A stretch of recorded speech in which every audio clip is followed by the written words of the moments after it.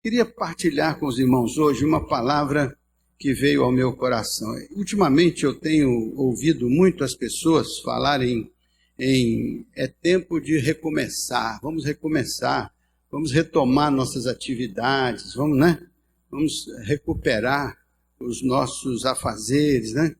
E um dia ouvindo essa palavra, é tempo de recomeçar, eu fiquei com isso na minha cabeça, é tempo de recomeçar, é tempo de recomeçar. É tempo de recomeçar. Eu vou fazer uma pregação sobre esse tema. É tempo de recomeçar. Todos nós, de uma forma ou de outra, estamos começando alguma coisa ou necessitamos recomeçar alguma coisa. Alguma coisa que se perdeu, que precisa ser recuperada.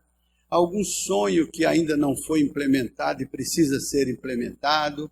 Alguma expectativa que se frustrou e precisa ser restaurada, não é assim? Então, esta palavra é tempo de recomeçar, ficou no meu coração e eu disse, vou compartilhar alguma coisa com os irmãos nesta manhã. E o tema que eu escolhi é tempo de recomeçar, está embasado numa experiência que está numa parábola que Jesus contou de um jovem que estava junto com seu pai, com seu irmão. E um dia ele chegou para o pai e disse assim, pai, eu quero que o senhor me dê a parte da herança que me pertence no ambiente dessa família, porque eu quero ir viver a minha vida longe daqui, eu quero de fato experimentar a vida como ela é fora destas quatro paredes. E a Bíblia diz que o pai, depois de algum tempo, entregou para ele parte da herança que lhe pertencia, e ele tomando aquilo consigo, deixou seu pai, deixou sua casa, deixou seu irmão, e a Bíblia diz que ele foi para uma terra distante. E ele, então, usou aquela parte da sua fazenda de uma maneira desordenada. E diz a Bíblia que ele gastou dissolutamente tudo aquilo que ele recebera como herança do seu pai. Essa é chamada parábola do filho pródigo, está no capítulo 15 do Evangelho de Lucas. É a terceira parábola do capítulo 15 do Evangelho de Lucas. Começa no verso de número 11. Então, quando ele estava vivendo essa situação de dissolução, aconteceu um fato inesperado. Houve uma grande fome naquela região e houve uma situação semelhante a essa pandemia, né? Havia uma dificuldade tremenda, as pessoas foram perdendo seus empregos, perdendo seu trabalho, perdendo as suas empresas, e então aquela sociedade passou a padecer uma grande necessidade.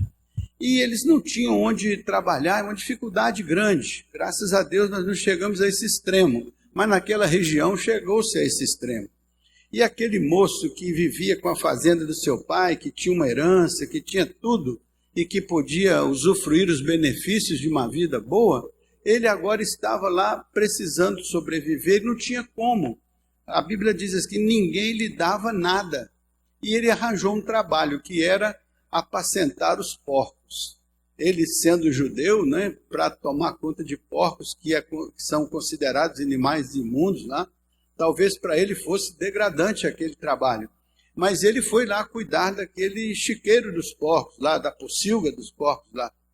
E a Bíblia fala aqui, a parábola fala que ele ficou numa posição tão difícil que ele tinha desejo de comer as bolotas dos porcos, comer a comida dos porcos, dada a situação que ele estava enfrentando.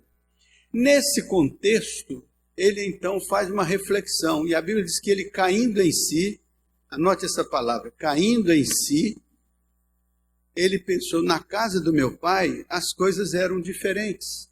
Naquele tempo, as coisas eram diferentes. Naquele tempo, eu tinha o respeito da família, o respeito daqueles que trabalhavam na fazenda. Eu era reconhecido como filho do dono. E era importante. Naquele tempo, eu não passava fome, eu não tinha necessidade, eu nem sabia que existia um mundo como esse que eu estou vivendo. E ele então, caindo em si, disse, eu vou voltar. Eu vou de novo lá procurar o meu pai. Eu vou dizer para ele, pai, eu pequei contra os céus e eu pequei contra o Senhor. eu não sou digno de ser chamado teu filho, mas me admite aí na fazenda pelo menos como um empregado, como um lavrador qualquer.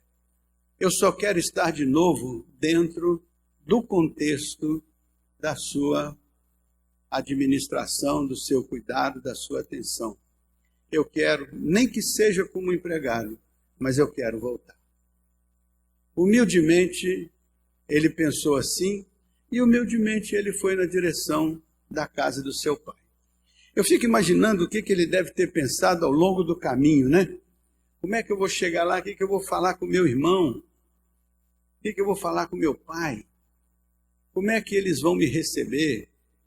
Eu imagino que ele podia pensar assim, eles vão dizer assim, esse camarada estragou tudo, meteu os pés pelas mãos, se envolveu na prostituição, nas drogas, sei lá em quê, e agora vem aqui, numa linguagem menos clássica, vem com o rabinho entre as pernas, pedir a oportunidade de voltar. Será que esse cara não tem vergonha na cara? Não era que ele ficasse por lá mesmo, já que ele fez a bagunça? Que se dane lá com a bagunça que fez? Talvez ele pudesse estar pensando assim, né? O que meu pai vai pensar de mim? Mas ele decidiu. Ele caiu em si, decidiu se eu vou voltar. E ele vai voltar. E agora ele começa a voltar. Quanto mais ele se aproxima da casa do pai, talvez mais se intensifique a ansiedade, né? Como é que eu vou ser recebido? Como é que eu vou fazer? Ele disse, eu vou dizer para o meu pai, olha, eu pequei contra os céus. E eu pequei contra o Senhor. Eu quero que o Senhor me perdoe. Ele vai então com a intenção de pedir perdão. E ele vai confiando no seu pai que o perdoaria. E quando ele chega lá, para a surpresa dele, ninguém estava pensando nada ruim, a não ser o irmão dele que ficou meio chateado, porque afinal dividimos a herança e esse camarada volta para dentro de casa e começa tudo de novo, né? Ele não merecia. Mas o pai superou aquilo e abraçou seu filho, mandou colocar o anel da família no dedo dele, mandou trocar suas roupas, mandou colocar uma sandália e mandou fazer um grande churrasco lá, uma festa, e recebeu o filho. Quando o seu irmão reclamou, ele disse assim, meu filho, você sempre esteve comigo. Você nunca se perdeu, você nunca experimentou a pocilga dos porcos. E esse seu irmão padeceu isso. Ele já pagou um preço alto pela desobediência. E agora ele está aqui, se humilhando, pedindo perdão aqui, querendo voltar. Você nunca se perdeu. E esse estava perdido e foi recuperado, foi achado. Vamos dar uma chance para ele. E aí a parábola termina, mas eu creio que a postura do pai prevaleceu. O menino voltou e se reintegrou na casa do pai. Então, é tempo de recomeçar para o filho pródigo, né? Ele chegou, é tempo de eu voltar atrás, é tempo de eu recomeçar, é tempo de eu revisar a minha vida, é tempo de eu repensar tanta coisa. E nisso nós nos identificamos com ele.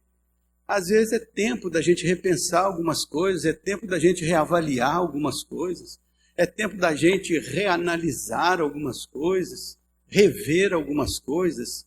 Talvez seja tempo de pedir perdão a alguém, talvez seja tempo de perdoar alguém, talvez seja tempo de fazer o caminho de volta.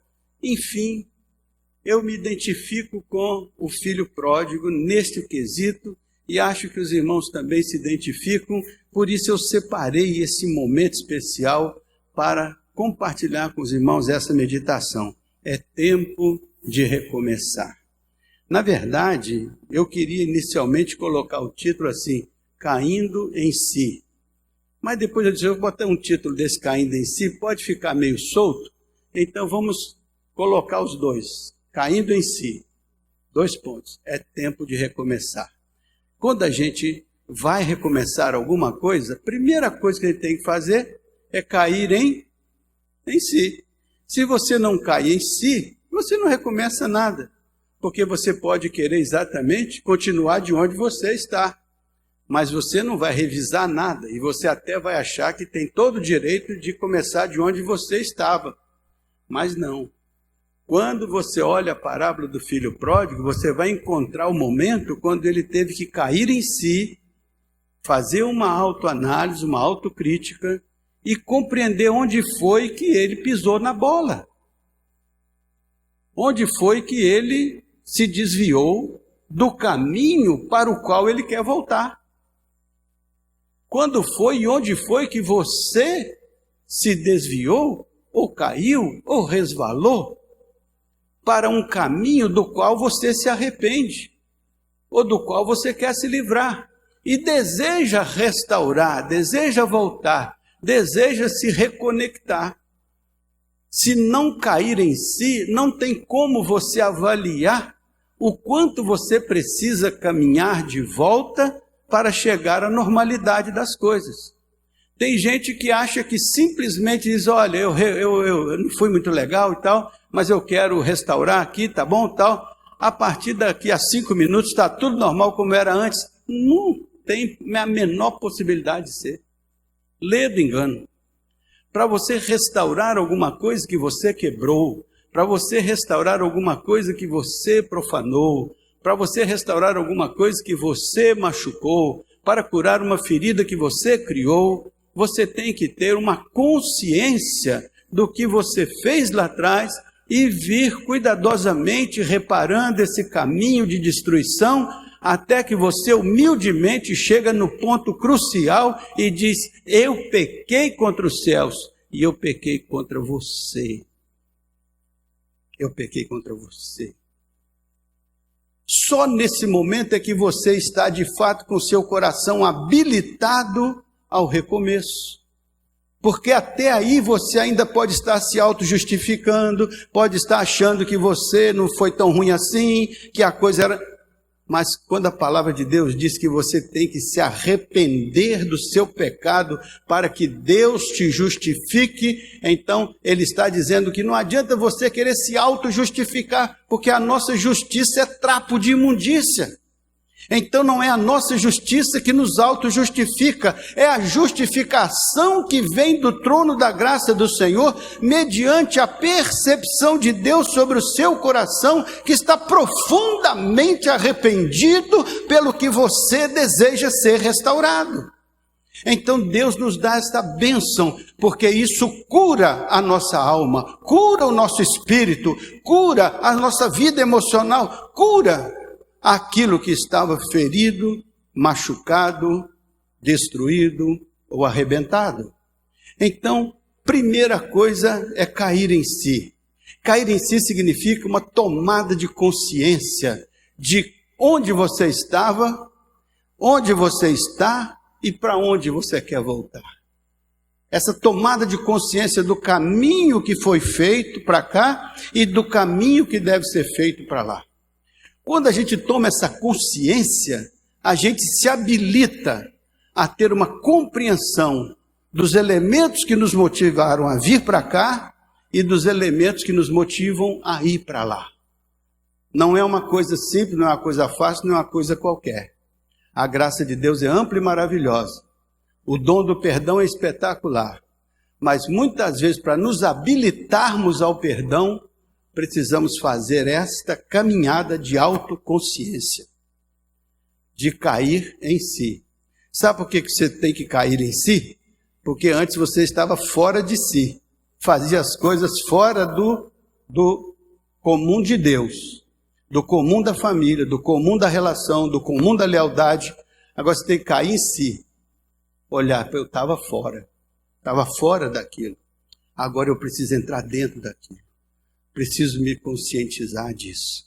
Então, quando o filho pródigo caindo em si disse, eu quero voltar, eu quero recomeçar, eu quero fazer diferente, eu quero a cura para a minha alma, ele estava convicto de que era aquilo que ele devia fazer para recuperar o que ele havia perdido.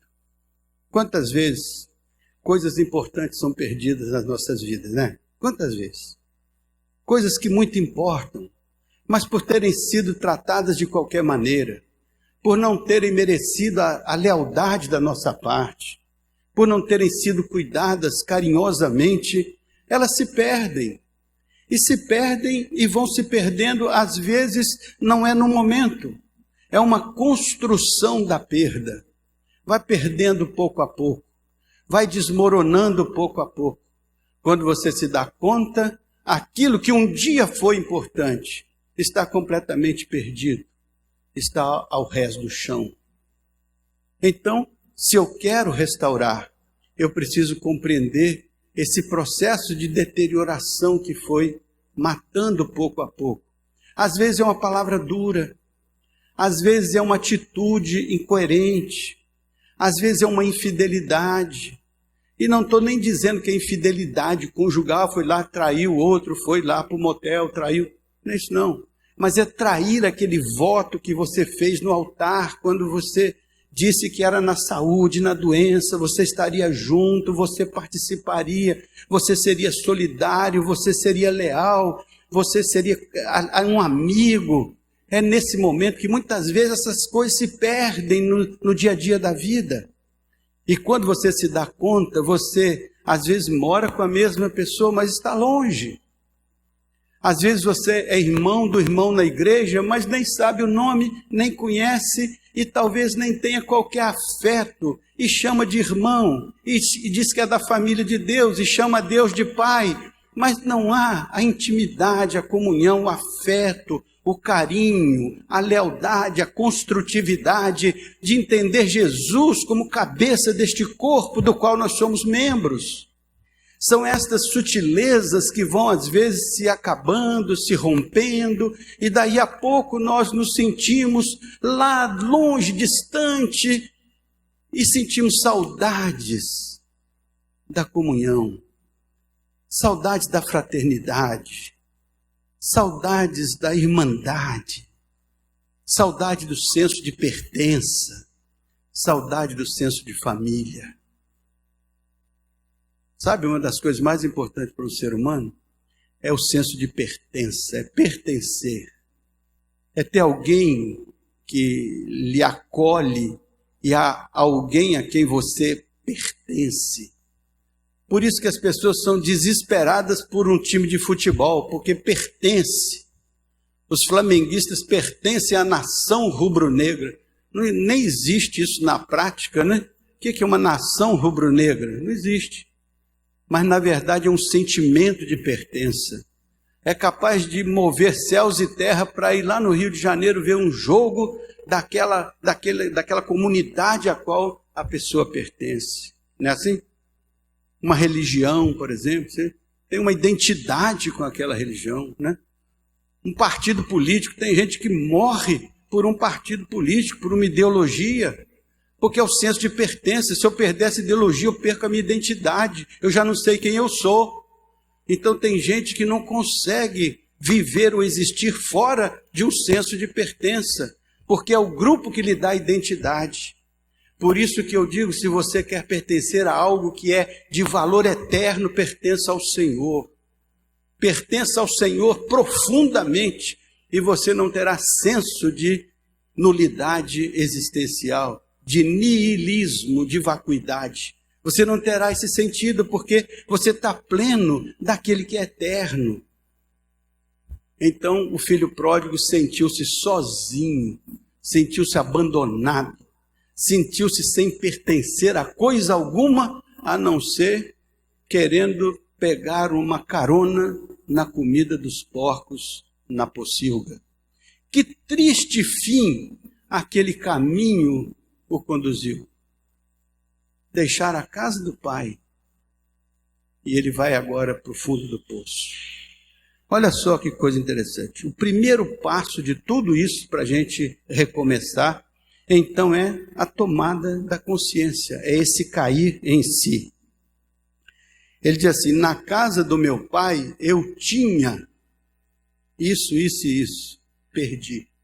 Essa consciência do que você perdeu, essa consciência do que agora lhe falta e que antes você tinha, essa consciência daquilo que era importante, daquele sonho que você tinha, daquela expectativa que você tinha, daquela fé que você tinha, e hoje não tem mais, perdeu, esvaziou-se daquele conteúdo. Agora você pode parar e dizer: por que aconteceu isso? Onde foi que aconteceu isso? A Bíblia é muito sábia, meus irmãos. A Bíblia diz assim: lembra-te de onde caíste, lembra-te de onde caíste. caiu de algum lugar, arrepende-te, é o exame da consciência, e volta à prática das primeiras obras.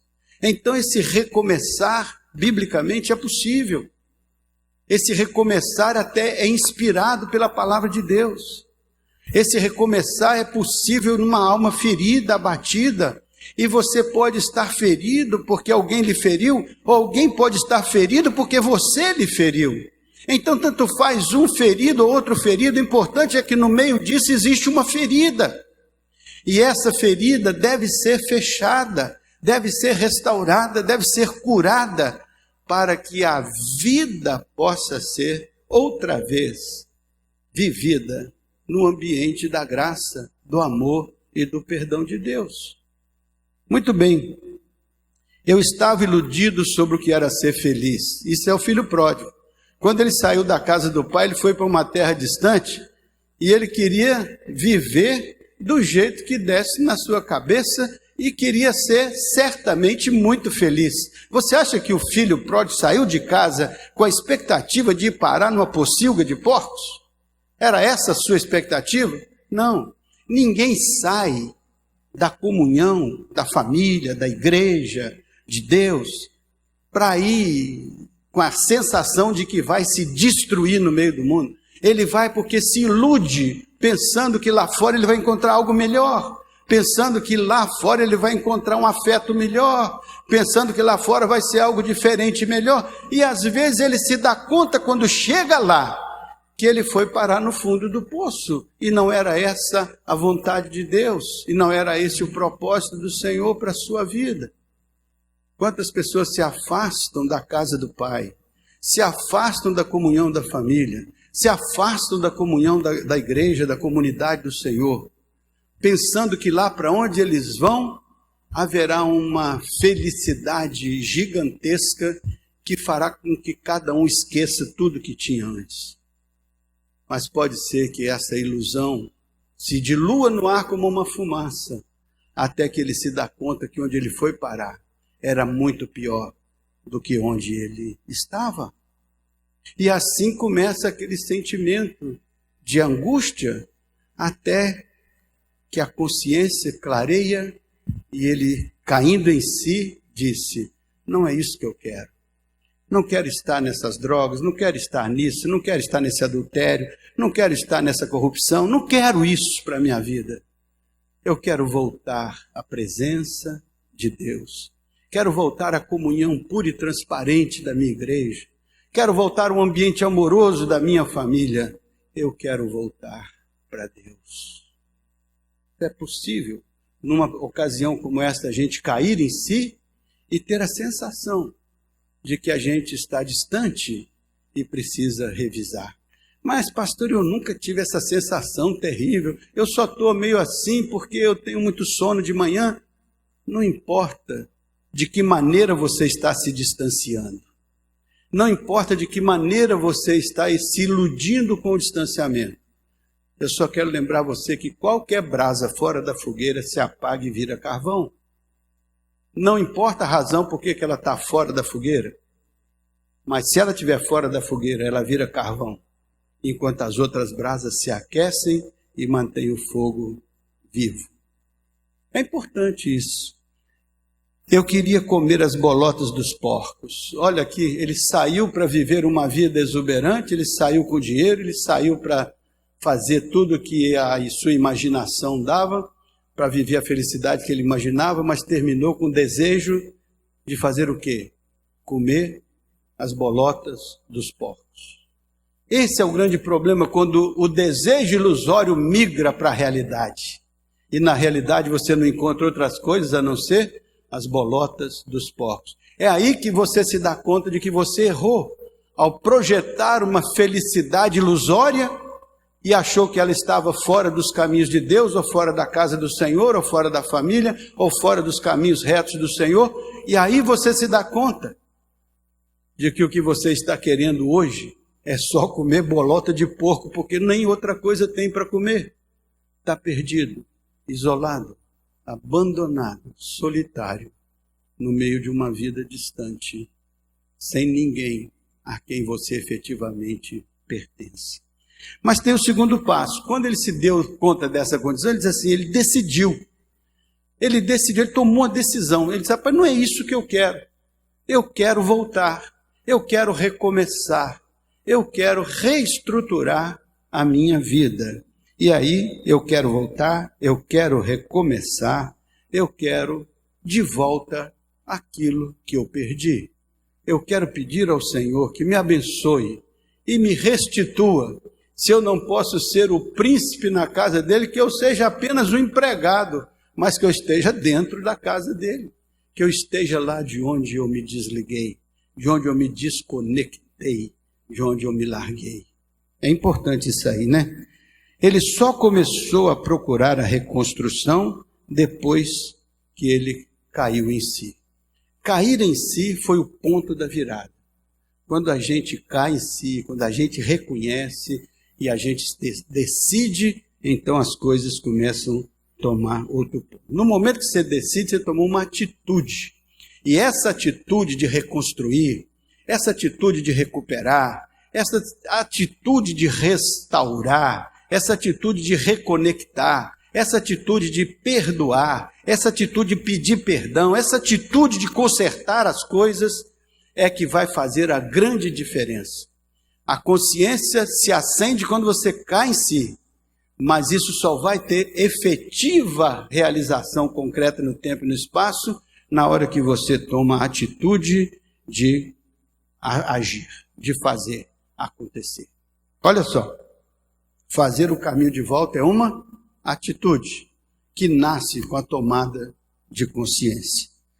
Ele diz, eu não sou digno, eu vou dizer para o meu pai, eu não sou digno. Para fazer o caminho de volta, você tem que ter uma certa humildade. Senão, não faz. Tem que ter uma humildade. E a humildade é que vai lhe capacitar a deixar o seu ego quebrantado, a deixar a sua mente consciente de que você violou algumas coisas e que você precisa consertar essas coisas violadas. Se você não faz isso, você não consegue estabelecer a confiança da relação que foi partida, que foi quebrada. Por isso que Deus fala, não é que eu não ame você, é que você tem que se arrepender, você tem que ter consciência, para você limpar a sua mente de tudo aquilo que foi construído erradamente, a fim de que você, a partir disso, se encha daquilo que vai ser construído positivamente. É uma restauração. A Bíblia chega a dizer com ênfase que é como se fosse um novo nascimento. Tem que nascer de novo. Tem que começar tudo de novo, para que você possa recuperar aquilo que perdeu. Eu não sou digno. Esse é um passo difícil, mas a atitude implica isso. Eu tenho que assumir humildemente que eu não sou digno de merecer. Eu só vou conseguir se a parte ofendida me amar e estiver cheia de graça e me der a chance de aceitar o meu arrependimento. É assim que Deus trata conosco. É por isso que a graça dele é tão incrivelmente ampla que nos acolhe. Mas ele olha para o nosso coração. Ele não olha para a nossa fachada, porque a nossa fachada é ilusória. Ele olha para o nosso coração, que é onde está a saída da vida. Por que que Abel e Caim apresentaram o sacrifício e o Senhor aceitou de um e não aceitou do outro? Não foi porque o sacrifício, não foi porque o conteúdo, foi por causa do coração.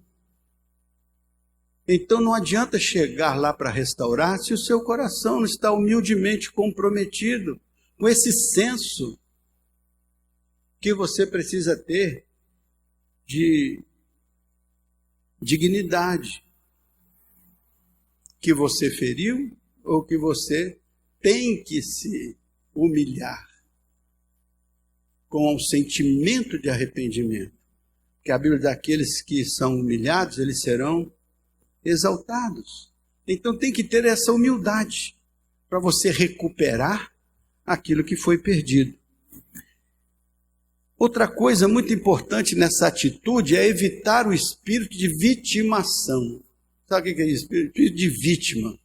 De repente eu sou vítima da sociedade, sou vítima do opressor, sou vítima daqui, sou vítima dali, sou vítima da família, sou vítima do marido, sou vítima da mulher, sou vítima dos filhos, sou vítima da direção da igreja, sou vítima daquilo, sou vítima do diácono, sou vítima do pastor, sou vítima do governador, sou vítima de todo mundo. Então eu sou um pobre coitado vítima, então eu só estou justificando que eu devia estar no fundo do poço mesmo, porque eu sou uma vítima. Enquanto você estiver assim, você vai estar no fundo do poço e não vai sair de lá. Porque a maneira de sair de lá é assumir a consciência, a responsabilidade das razões pelas quais você se desviou e voltar atrás com dignidade, com humildade, com sinceridade, para que Deus olhe para o seu coração e diga: seu coração é reto, seu coração é justo, seu coração é benigno, seu coração é bondoso.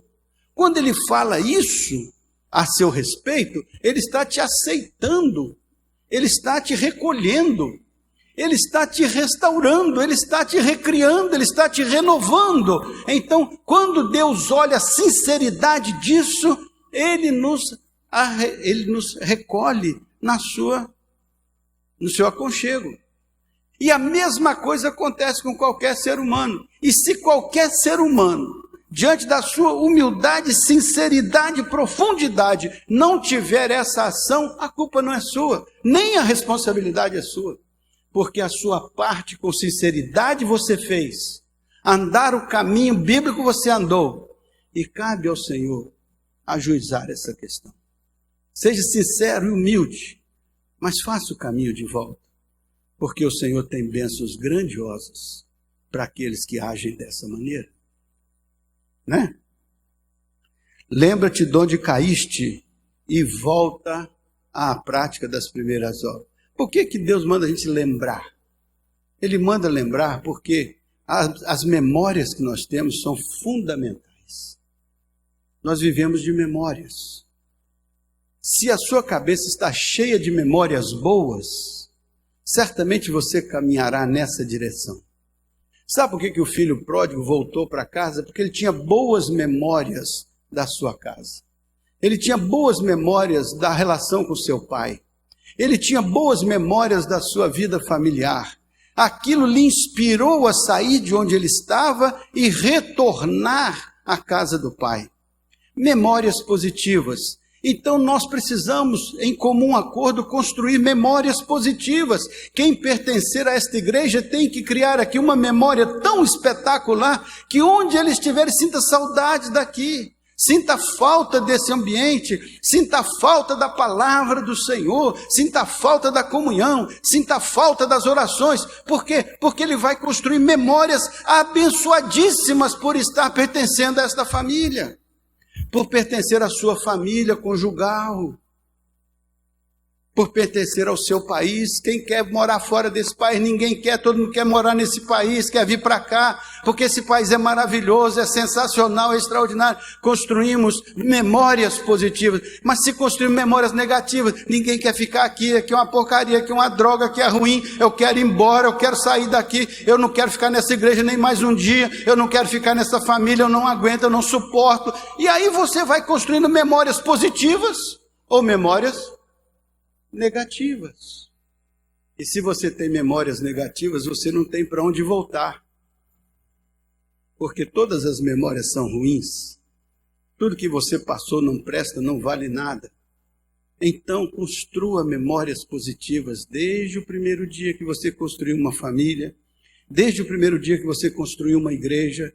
Construa memórias positivas, memórias edificantes, testemunhos abençoados, para que todas as pessoas pensem: se eu quero alguma coisa de bom, é aqui. Se eu quero uma coisa de bem, é aqui. Por quê? Porque todo mundo está engajado em construir memórias positivas. É isso que faz as pessoas se lembrarem. Quando falamos de Deus, falamos de memórias positivas. Falamos de memórias abençoadas. Todo mundo quer morar no céu, porque todo mundo tem uma memória de que céu é uma coisa boa. De tudo que se fala sobre o céu é importante, é benigno. Então, vai se criando na mente memórias. É muito importante essa confissão do que está no coração. Acho que já está nosso tempo esgotado. Vocês aguentam mais 2 pontinhos aí? Acho que sim, né? Nenhuma resposta positiva. Então, estamos encerrados. Olha só. Outra coisa importante quando você quer voltar.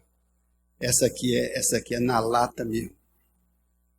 É aceitar as consequências do que você fez. Não tem como você voltar como um anjinho ali, arrumadinho, não tem. Você tem que voltar sabendo que o que você fez tem consequências. Você tem que saber que a sua família sofreu por sua causa. Você tem que saber. Por quê? Porque isso é fundamental para a cura. Não há cura verdadeira se não há uma compreensão das feridas que nós sofremos ou causamos. Precisamos dessa sensibilidade às consequências. Olha o que o menino disse para o pai dele: deixe-me pelo menos ser um empregado na sua fazenda. Tem consequência. Eu vou deixar de ser filho para ser um empregado. A consequência. Mas essa consequência que ele aceitou, porque sabia que tinha feito a coisa errada, foi reparada pelo amor do pai, que cobriu aquelas consequências com uma atitude restauradora. Porque a Bíblia não diz que o amor cobre uma multidão de consequências, cobre uma multidão de defeitos, cobre uma multidão de falhas, cobre uma multidão de pecados, cobre o amor cobre. Por isso que Deus não fica impressionado com a nossa perfeição, porque Ele não encontra a perfeição em nós, mas Ele fica impressionado com a nossa intenção de restaurar, com o nosso desejo de recuperar, com o nosso desejo de santificar nossas vidas na presença dEle. O que impressiona Deus não é a nossa perfeição, porque isso aí Ele nem se ilude conosco, né? Você pode pensar aí, eu sou perfeito, eu posso pensar, puxa, eu sou o único perfeito nessa igreja, né? Posso até fazer um teste, quem for perfeito, levanta a mão.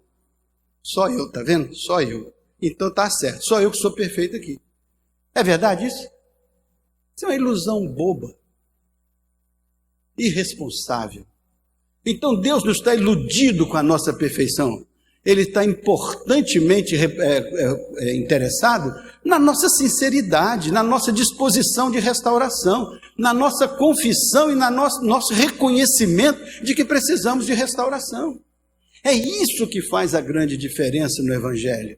Não é que sejamos perfeitos, é que somos coerentes com a busca da presença de Deus, revelando-lhe os nossos corações comprometidos. Ele diz: filho meu, dá-me o teu coração. Ele não vai se iludir, pegar o seu coração na mão. Puxa, eu pensei que esse cara era pecador, mas ó, perfeitinho, o coração sem problema. Bota aí ao lado do Espírito Santo. É assim? Não. Quando você der o seu coração, ele vai falar que tem ferida aqui, tem espinho aqui, tem muita dor aqui, mas eu vou restaurar. Sabe por quê? Esse coração é como um vaso e as minhas mãos são como mãos do oleiro. Eu vou restaurar, eu vou curar, eu vou sarar. A Bíblia diz: confessai as vossas culpas uns aos outros, as vossas faltas, para que sejais curados. Então o ato confessatório é ato de cura, de restauração. Então muito importante isso, as consequências. Outra coisa, acreditar no perdão. O perdão, se ele for sincero, ele é um instrumento de cura, de transformação. Então, para recomeçar, tem que perdoar profundamente, e tem que se sentir perdoado, e as partes têm que ter uma coerência na relação, de verdade, de transparência, de sinceridade. Ah, mas eu vou perdoar esse cara, ele vai fazer a mesma coisa amanhã?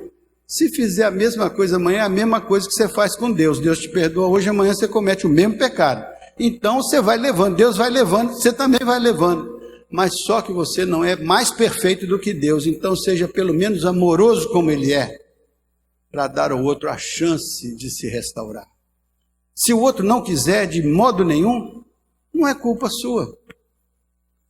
é porque ele não é verdadeiro naquilo que ele busca. Não é verdadeiro naquilo que ele pretende. Ele só está vivendo uma grande ilusão. E ele precisa cair em si e recomeçar. Confiar no amor de Deus, né? Muito bem. Diz a última tese: se hoje ouvirdes a voz de Deus, não... Complete para mim. Se hoje ouvirdes a voz de Deus, não endureçais os vossos corações, como fizeram vossos pais no deserto, né? Se hoje você ouvir a voz de Deus, não endureça o coração. Sensibilize-se com a palavra do Senhor e pense: eu quero recomeçar. Eu quero me reestruturar. Eu quero voltar. Cria em mim, ó Deus, um coração puro e renova dentro de mim a tua graça, o teu poder, a restauração.